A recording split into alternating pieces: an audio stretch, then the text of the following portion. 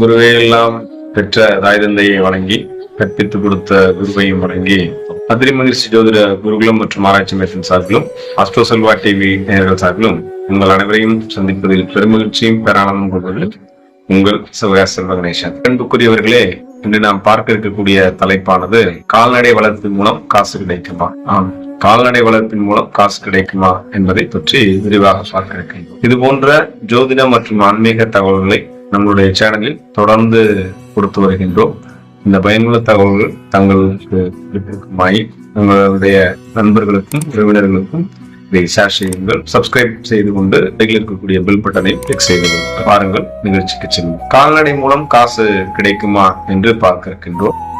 இந்த கால்நடை வளர்ப்பு என்பது ஆடு, மாடு, கோழி வகைகளை வளர்த்து அதன் மூலம் வருமானம் கிடைக்கக்கூடிய ஒரு அற்புதமான தொழிலாக இன்று இருக்கின்றது. ஒரு காலத்தில் முன்பெல்லாம் ஜாதகம் பார்க்க வரக்கூடியவர்கள், எனக்கு எந்த துறையில் நான் வெற்றி பெறுவேன், எனக்கு அரசு உத்தியோகம் கிடைக்குமா, மருத்துவம் கிடைக்குமா, இன்ஜினியரிங் தொழிலில் நான் வெற்றி பெறுவேனா, இன்ஜினியரிங் தொழிலில் சிறப்புடன் வருவேனா என்று கேட்டுக்கொண்டிருந்த காலம் மாறி இன்று அந்த படித்த இளைஞர்களே இன்று நான் ஒரு கோழி பண்ணை வைக்கலாமா, அல்லது மாட்டுப்பண்ணை வைக்கலாமா, அல்லது ஆட்டுப்பண்ணை வைக்கலாமா என்று சொல்லும் அளவிற்கு இந்த கால்நடை வளர்ப்பு மிக அதிகப்படியான செல்வங்களை கோடிக்கணக்கில் சம்பாதிக்கக்கூடிய யுக்திகளை கற்றுக் கொடுக்கிறது என்பதற்கு பலவிதமான யூடியூப் சேனல்களே காரணகாரியமாக இருக்கின்றன. ஆக ஒருவருக்கு கால்நடை வளர்ப்பு அதில் வெற்றி பெற வேண்டும் என்றால் அவருடைய ஜாதகம் எப்படிப்பட்டதாக இருக்க வேண்டும் என்று பார்ப்போம். முதலில் ஒருவருடைய ஜனனகால ஜாதகத்தில் கால்நடை வளர்ப்பை குறிக்கக்கூடிய பாவகம்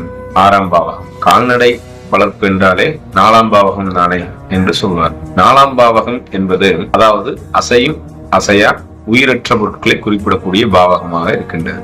அதாவது வீடு, மனை, வாகனம் இவைகள் அசையும் அசையாமலும் இருக்கும். ஆனால் அவைகளுக்கு உயிர் கிடையாது. அதன் மூலம் வருமானம் வேண்டும் என்றால் உங்களுக்கு 4ஆம் பாவகம் நன்றாக இருக்கு.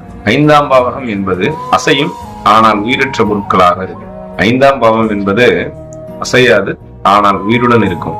உதாரணத்திற்கு செடி, கொடிகள், மூலிகைகள், துளசி செடி, சந்தன மரம், கருங்காலி இவைகளின் மூலமாக வருமானம் ஈட்டக்கூடியதை 5ஆம் பாவம் சுட்டிக்காட்டு. இந்த 6ஆம் பாவகம் என்பது கால்நடை வளர்ப்பினை சொல்கின்றது. 6ஆம் பாவகம் என்பது உயிருள்ள அசையும் தன்மையுள்ள பொருட்களை குறிப்பிடுகிறது. மேலும் இங்கு வளர்க்கப்படக்கூடிய உயிரினங்கள் நமக்கு அடிமையாகும். ஒன்று நம்மை மகிழ்விப்பதற்காகவோ அல்லது நமக்கு வருமானம் ஈட்டி தருவதற்காகவோ இங்கு பிறப்பிக்கப்படுகின்றன. இவைகளின் மூலமாக வருமானம் ஈட்ட முடியுமா? அது எப்படிப்பட்ட ஜாதகமாக இருக்கும் என்று பார்த்தோமேயானால், ஒருவருக்கு லக்னத்துக்கு 6ஆம் பாவகம் சுபத்துவம் பெற்று அந்த 6ஆம் பாவகம் என்பது மிக வலிமையுடன் 6ஆம் பாவக அதிபதி நன்றாக இருக்கும் பட்சத்தில் இவர்களுக்கு கண்டிப்பாக கால்நடை வளர்ப்பு நன்றாக இருக்கும். உதாரணமாக ஒரு வீட்டில் ஒரு ஆடு 2-3 ஆடுகள் வளர்ப்பது, கோழிகள் வளர்ப்பது, 2 பசுமாடுகள் வளர்ப்பது இவைகள் போன்று இருக்கு. அதே சமயத்தில் இவை நான் ஒரு பண்ணை போல் செய்ய வேண்டும்,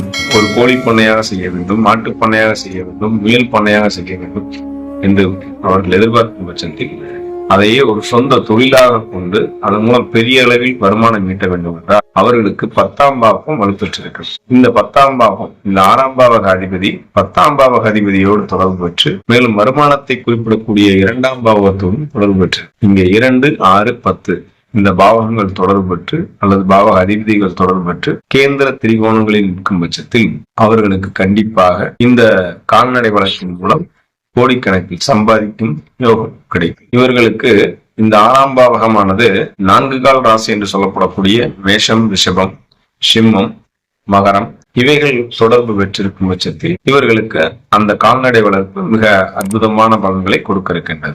பறவை இனங்கள் வளர்த்து அதன் மூலம், அதாவது லவ் பேர்ட்ஸ், கிளி, புறா இதன் வளர்ப்பின் மூலமாக வருமானம் பார்க்கக்கூடிய நபர்களுக்கு கன்னி அவர்களுக்கு தொடர்பு பெற்று அவர்களுக்கு 6ஆம் பாவகமாக அமைந்து அதன் மூலம் வலுத்த வருமானம் கிடைப்பதற்கு வாய்ப்பாக. இந்த பாவகங்கள் மட்டும் போதுமா என்றால், இந்த முரட்டு மிருகங்கள் என்று சொல்லக்கூடிய ஆடு, மாடு இவைகள், பன்றி இவைகளை போன்றவைகளை குறிப்பிடக்கூடிய மிருகங்களுக்கு காரகமாக இருக்கக்கூடிய செவ்வாய் பகவான் வலுவாக இருக்கிறார். ஒருவர் செல்ல பிராணியாக வளர்க்கக்கூடிய, அதாவது பெட் அனிமல்ஸ் என்று சொல்லப்படக்கூடிய செல்ல பிராணிகள், நாய்கள், பூனை, முயல் இவைகளை போன்று வளர்த்து அதன் மூலம் வருமானம் ஈட்ட வேண்டுமெனில் அதற்கு காரக கிரகமாக இருக்கக்கூடிய சுக்கிர பகவான் உங்களுடைய ஜாதகத்தில் வலுப்பெற்றிருக்கிறார்.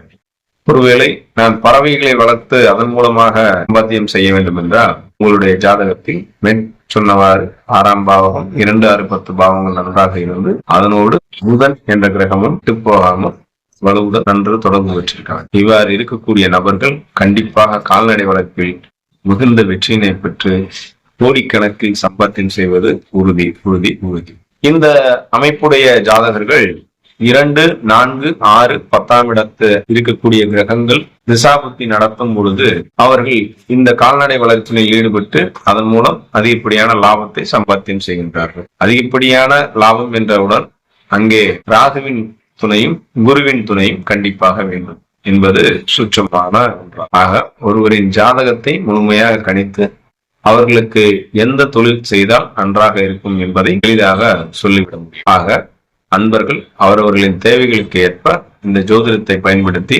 மென்மேலும் வளர்ந்து வாழ்ந்து வெற்றி மேல் வெற்றி பெற வேண்டும் என்று என்றென்றும் பிரபஞ்ச சக்திகளை மனதார பிரார்த்தனை செய்து கொள்கிறேன். நன்றி. வாழ்வோம் இனிதாக.